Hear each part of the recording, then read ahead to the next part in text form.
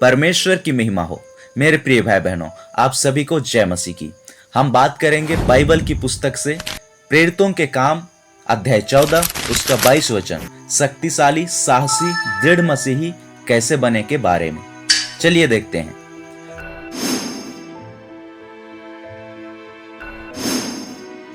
यहां लिखा है, और चेलों के मन को स्थिर करते रहे और यह उपदेश देते थे कि विश्वास में बने रहो, और यह कहते थे हमें बड़े क्लेश उठाकर परमेश्वर के राज्य में प्रवेश करना होगा।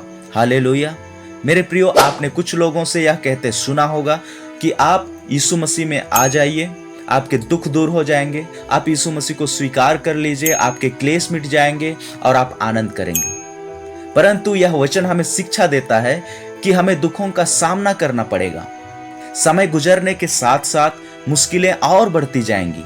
ठीक वैसे ही जैसे बड़ी कक्षा में आगे बढ़ते हुए स्कूल में गणित के प्रश्न ज्यादा मुश्किल हो जाते हैं, लेकिन ऐसी स्थिति में क्या करते हैं? क्या स्कूल जाना छोड़ देते हैं, पढ़ाई करना बंद कर देते हैं, या छोटी कक्षा में लौट जाना चाहते हैं? नहीं ना मेरे प्रियो, यकीनन गणित के मुश्किल सवालों की चुनौती से बचने के लिए वापस छोटी कक्षा में लौटना नहीं चाहेंगे। इसी तरह जब हम परमेश्वर के अनुग्रह में बढ़ते हैं, प्रभु यीशु में बढ़ते हैं, विश्वास में बढ़ते हैं, तो कई मुश्किल हालात चुनौती बनकर हमारे सामने आ खड़े होते हैं। तो क्या हम वापस लौट जाएं, यीशु को छोड़कर अपने विश्वास से भटक जाएं, यीशु का इनकार कर दें मुश्किल हालातों के डर से बचने के लिए? नहीं, वरन पतरस की तरह विश्वास के साथ यीशु की ओर देखना है और पतरस की तरह कहना है, हे प्रभु, हम कहां जाएं? अनंत जीवन की बातें तो तेरे ही पास हैं। हालेलुया। मेरे प्रियो, स्वर्ग का राज्य ऐसे ही नहीं मिल जाता। पौलुस कहते हैं, स्थिर रहो, विश्वास में बने रहो। हमें बड़े क्लेश उठाकर स्वर्ग के राज्य में प्रवेश करना है।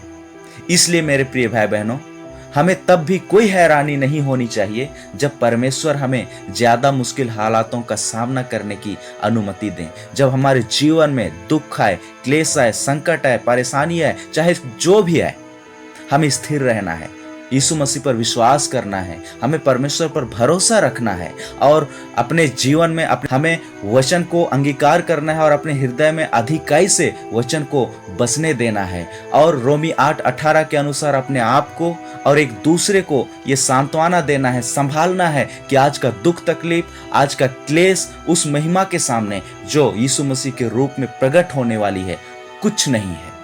और जब हम इस तरह से विश्वास में स्थिर रहते हैं और परमेश्वर पर भरोसा रख करके हम चलते हैं, तो इस तरह से हम अधिक शक्तिशाली, साहसी और दृढ़ मसीही बनेंगे और स्वर्ग के राज्य में, अनंत जीवन में प्रवेश करेंगे और विश्राम पाएंगे। आमीन। हालेलुया। मेरे प्रिय भाई बहनों, इन वचनों के द्वारा प्रभु आपको आशीषित करे और पवित्र आत्मा अपने वचन में बढ़ाए। Praise the Lord.